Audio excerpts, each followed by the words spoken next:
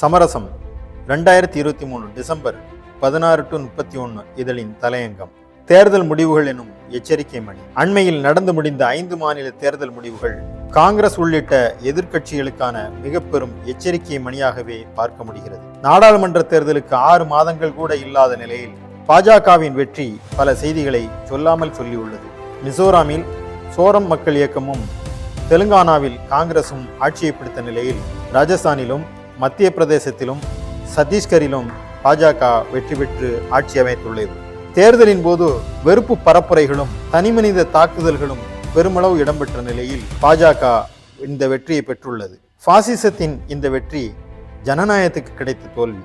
இந்திய வரலாற்றில் இதுவரை இல்லாத அளவுக்கு 7.5 லட்சம் கோடி ரூபாய் பாஜக ஊழல் செய்துள்ளதாக இந்திய கணக்கு தணிக்கை ஆணையம் CAG உண்மையை வெளியிட்டிருந்தது. இச்சூழலில் மத்திய பிரதேச முதல்வர் மீது ஊழல் குற்றச்சாட்டுகள் எழுந்த நிலையில் அவர் வென்றிருக்கிறார். இங்கு அறமும் நேர்மையும் தோற்று நிற்கிறது.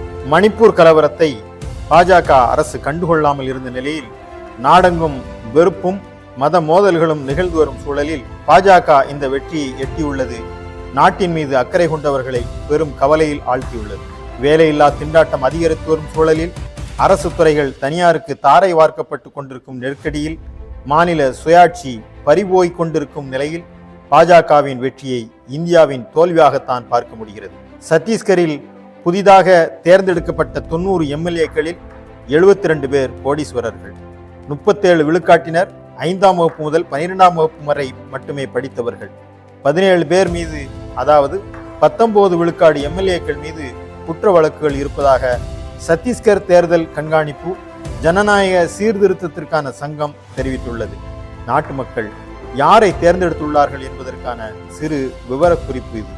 இதுவெல்லாம் தான் நமக்கு பெரும் கவலையை தருகிறது.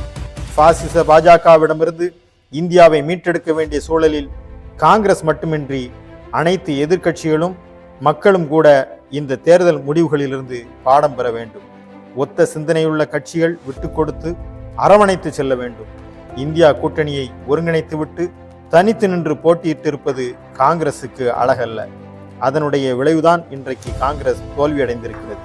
பாஜக அதனுடைய வலிமையினால் மட்டுமல்ல, எதிர்க்கட்சியுடைய பலவீனங்களினாலும் தான் அது வென்றிருக்கிறது.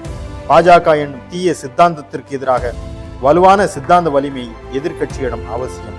கடுமையான உழைப்பும் சரியான திட்டமிடுதலும் இல்லையெனில் தோல்வியை சந்திக்க நேரிடும் என இந்த தேர்தல் முடிவுகள் அழுத்தமாக சொல்லியிருக்கின்றன. இதிலிருந்து பாடம் பெறவில்லை எனில் நாடாளுமன்ற தேர்தல் முடிவுகளில் இந்தியாவை வெற்றி பெறச் செய்வது கடினமாகிவிடும்.